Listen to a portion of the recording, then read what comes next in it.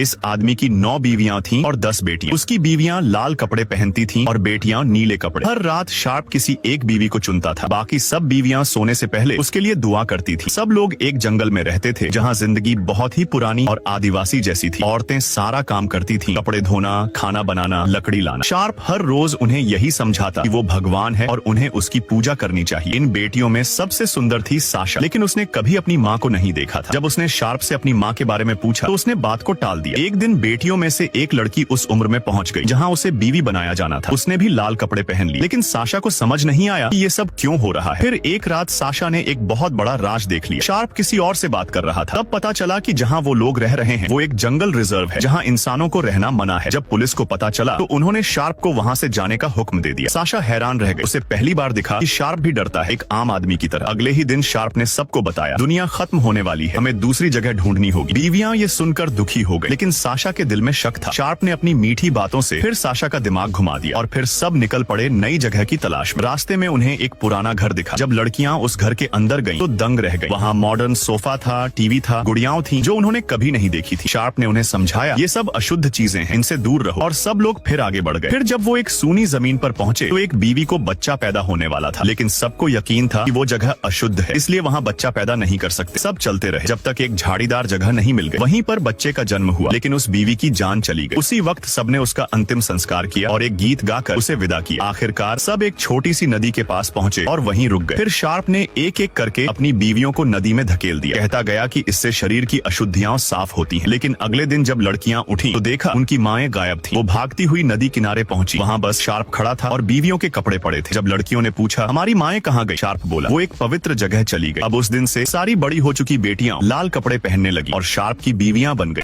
एक अमीर ग्राहक ने एक वेट्रेस के बट पर थप्पड़ मारा, लेकिन हैरानी की बात यह थी कि वेट्रेस को गुस्सा बिल्कुल नहीं आया। असल में ये होटल खास अमीरों के लिए बनाया गया था और यहाँ की खूबसूरत वेट्रेसेस ही इसकी सबसे बड़ी पहचान थी। यहाँ तक कि जब उन्हें छेड़ा जाता था तब भी वो कुछ नहीं कहती थी। ये वेट्रेसेस यहाँ बिना तनख्वाह के काम करती थी। बदले में सिर्फ हर दिन एक बोतल दूध मिलता था। हर शिफ्ट के बाद सुपरवाइजर उनकी कॉलर पर एक स्टैंप लगाता था। लेकिन हैरानी की बात यह थी कि उन्हें ये प्रक्रिया पसंद थी, क्योंकि अगर कोई 8 स्टैंप इकट्ठे कर ले तो उसे आजादी मिलती थी। आजादी की इसी चाह में एक रात लीसा चोरी छिपे होटल के अंदर जा घुसी और जो उसने देखा उससे उसका दिल दहल गया। एक स्टाफ मेंबर ने एक लड़की को एक कमरे में ले जाया और कहा कि वो उसकी कॉलर हटाने में मदद करेगा, लेकिन उसने लड़की के सिर की तरफ एक खास हेलमेट घुमा दिया। लड़की कुछ समझ पाती उससे पहले ही हेलमेट से निकली स्टील की सुइयां उसके दिमाग में घुस गईं। कुर्सी धीरे धीरे पीछे झुकने लगी और एक बटन दबाते ही लड़की को एक रहस्यमयी फैक्ट्री की तरफ घसीटा गया। लीसा ने जब अंदर झांका तो वहाँ की हालत देखकर उसकी रूह कांप गई। उस फैक्ट्री में उसकी ही साथ काम करने वाली लड़कियों की लाशें लटकी हुई थीं। सबसे भयानक बात यह थी कि जो दही जैसी चीज वो रोज पीती थी वो इन्हीं लड़कियों के शरीरों से बनी होती थी। सच्चाई जानने के बाद लीसा अंदर से टूट चुकी थी। अगले दिन काम पर लीसा ने देखा कि एक अमीर आदमी एक वेट्रेस के बदन पर व्हिप्ड क्रीम छिड़क रहा था। उसे लगा कि उसकी साथी हमेशा की तरह सब बर्दाश्त करेगी, लेकिन अगले ही पल उस लड़की ने आदमी को जोरदार थप्पड़ मारकर जमीन पर गिरा दिया। उसका ये बर्ताव देखकर सब दंग रह गए। वो लड़की भागते हुए एलिवेटर की तरफ दौड़ पड़ी। तभी होटल का मालिक आया और रिमोट कंट्रोल दिखाकर उसे धमकाने लगा, लेकिन लड़की झुकी नहीं। मजबूरी में मालिक ने बटन दबा दिया और लड़की वहीं गिर पड़ी। पास खड़ी लीसा ये सब देखकर एकदम सुन्न रह गई। रात को जेसन आया और लीसा की कॉलर खोल दी। अब आजाद हो चुकी लीसा ने जेसन के साथ मिलकर भागने की ठानी। जेसन ने सामने की बिल्डिंग पर एक डिवाइस फेंका और कुछ ही सेकंड में 100 मीटर लंबा पुल बन गया। लेकिन जैसे ही दोनों उस पर चढ़े होटल के लोग पीछा करते हुए वहां भी पहुंच गए। जेसन ने पूरी ताकत से लड़ाई की, लेकिन ऊंचाई से उसे गोली मार दी गई और वो नीचे गिर गया। लीसा को दोबारा पकड़ लिया गया। जब उसे फांसी पर ले जाया जा रहा था तभी साथ चल रहे एक आदमी ने अचानक हमला कर दिया। उसने 3 सेकंड से भी कम में सबको मार डाला। जब उसने हेलमेट उतारा तो सामने जेसन था। फिर जेसन और लीसा ने सब पीड़ित लोगों को इकट्ठा किया और मिलकर उस गंदे होटल को हमेशा के लिए तबाह कर दिया।